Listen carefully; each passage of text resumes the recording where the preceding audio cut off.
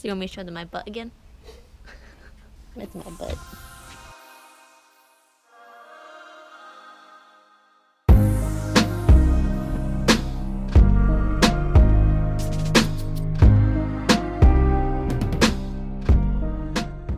Alright, well, before we get banned off YouTube, we're going to show you guys something really cool here. Took a little trip down to the local Home of Depots, and we didn't get rods. Real quick before we start, I forgot to mention what you will need for this project. Obviously, we'll need all the things that we will be discussing as far as materials are concerned. And our bill ran to exactly $16.37. There it is. You can see all the different things and how much they cost. Going down the list are yes, inch foam, which is 6 feet long, was $213. The piece of PVC, which is 10 feet long, was $8.86. The fittings on the end was $1.87, $1.44, and $1.06, which came out to $15.39 plus 98 cents in tax. The other things that you'll need: Sharpie, drill. How is this open? Ah, that way. Right there. Drill bits, obviously. A hacksaw or a saw of some sort to cut PVC. Tape measure for measuring out your rod, as well as marking your tube. A file for filing down the edge when you do make the cuts.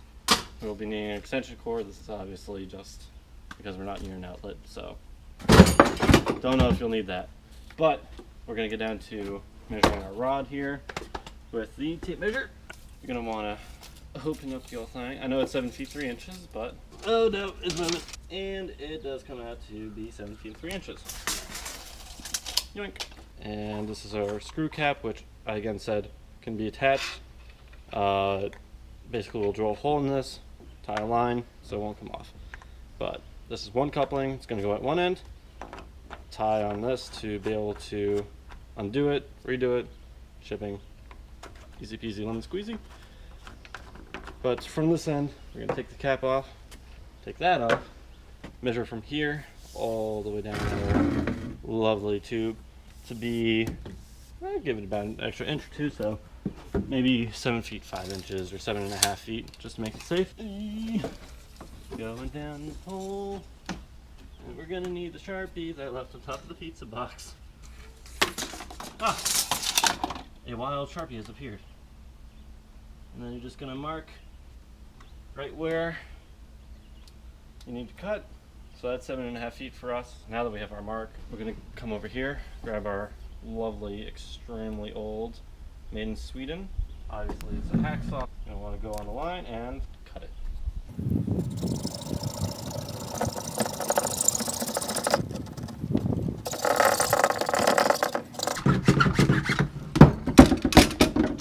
And that just fell on the tip of the rod. We've cut our pipe, and as you can see, it has all these little, I don't know what you would call them, I don't know, like little frills. You can go around like that, or you can grab your handy dandy file, just kind of go around the edges, file everything out, make it a little bit smoother, go around again, really go around those edges, make sure that they're not sharp.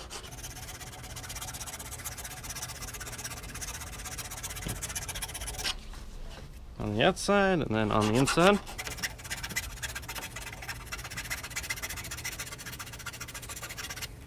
This is going to be our top end, so this is where the tip of the rod's going to go. See? New music video coming out, guys. The other end cap that will not be coming off, fix it on there. But first, on the rods that have bigger guides, and now you'll notice that we obviously have to cut some out. Your handy dandy little box cutter, sharp blade, will do wonders. So you're going to want to find the crease in it. Actually, we have a crease that we already started on the other side. There we go. You want to find your crease like so. Find how much you're going to have to cut. So I'll go on one end. Say we need to cut about that much off. And then you're going to take it off again. Find how far the rod's going to be going down. And then you're just going to basically cut up to the point to which you will need that to go, which is up to, I'd say about there. Give it a little extra. Alright, well, it's not the prettiest in the world. That'll do. Obviously, we aren't going to be able to see this since it will be inside the rod, or inside the tube. But now, the rod should fit nice and snug up to that point. No problems. Bing, bang, boom, and Bob's your uncle. And you're going to start at the end that you're putting the end cap on so that you can get the closest fit on the top. Alright, well that's not fitting, so we're going to cut out a little extra to make the actual piece going in a little bit smaller so it'll fit. There we go. And you're going to want to put the end that has the cutout for the guides first. Much easier. Much easier. Oh, there we go. Okay. There we go. So you're going to want to lay the spine of the rod against the bottom. There you go. See, you think that you're done, but you're not. Mark where the guide has to go in with your Sharpie, which again, I hope a wild Sharpie will just appear. Oh, there it is. Ah, guys, we got it. Wild Sharpie, always running away from you. Make sure you keep your eye on those pesky Sharpies. So, again, that's where our rod has to go. So we're about like there. You just want to make a mark of that so that when you're putting in the rod, you don't always have to jiggle around, find out where it is. Pinch the end and pull. Nice and easy like that. Now this is our 7-foot rod, so this obviously has an extra 6 inches built into it. But if we take our 7'3" rod, again, it's important to keep that spine on the bottom, guys. But it goes in this piece right here, and it goes on just like that. Now on the other end, 2 inch to a screw cap, and you're just going to put it on the factory finish end, and then you have the screw cap built for that. Now, if you wanted to, this is where you could end. Just like that. This is not going to give that much, not going to really bend. Nice and hard. You don't have to worry about accidentally breaking the tip off or, I don't know, breaking the rod in half. These are one-piece rods, so they can't break down. That's why we have them in a one-piece holder, such as this. This slides in your car real easy. You can have several of them. You can spray paint it, whatever design you want. I'll probably be spray painting this black. But you can even label what rod is in it. You can have specific carriers. Make sure it fits before you do it. Anything else? No. That is how you make a rod holder, shipper, whatever you want to go in your car, on the plane, whatever you need so that your rod will not break and you can get there in one piece. Especially if you have expensive rods, guys, this works. Costs us 16 bucks. Can't beat it. Handy dandy nifty. Wow. Extension cord if you need one. You're gonna grab your favorite DeWalt drill. You can use any bit. We're gonna use a 530, and yeah, 5/32 would work. Just need a hole to fill. You're gonna grab your little end cap right here. You're gonna drop it, obviously.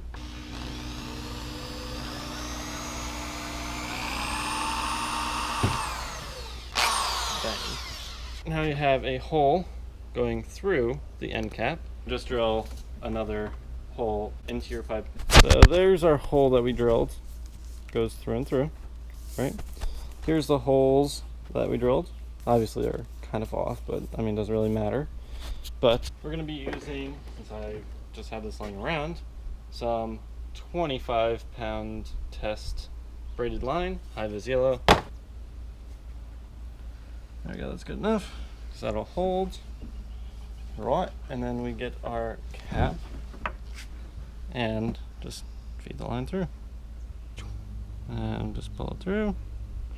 There we go. Nice and easy. There we go. All set.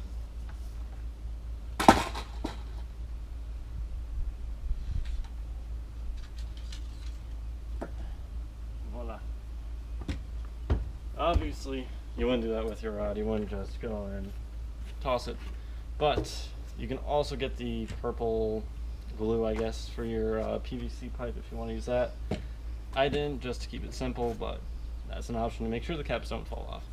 But anyways, guys, that's the end of it. We tied everything on, all good to go. I have to go retrieve it now, but I hope you enjoyed. Just like and subscribe again. We're going out on the water tonight. We will be probably not taking any of these rods out since we're going for probably bass, maybe some flounder. Maybe we'll take a couple rods out, but be looking out for that video. I probably won't catch anything